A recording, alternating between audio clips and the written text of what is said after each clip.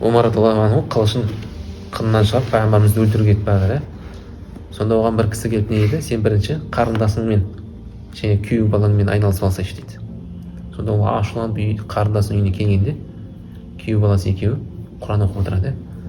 Омардың келгенін дереу байқап, Құранның парақтарын дереу төсектің астына тығады.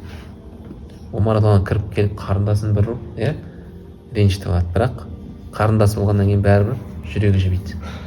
Келіп кешірім сұрап, не оқып отырсыңдар дейді. Құранның аяттарын оқып отырмыз. Кәне әкел, мен де оқиын дейді.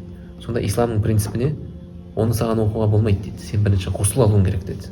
Ғұсыл алып барып анан сен оқи аласың, оны ұстай аласың деді. Сонда Омар радиаллаху анху барып не алады? Ғұсыл алады. Сөйтіп оны оқып, мені пайғамбар қалпында ислам қабылдаймын дейді. Сонда кейде ол исламның принциптері болады. Ислам принциптерін ұстанып қалу керек. Кез келген жерде жеңіл қарауға, әрине біз жеңілдікті, жұмсақтықты жеткізе білуіміз керек.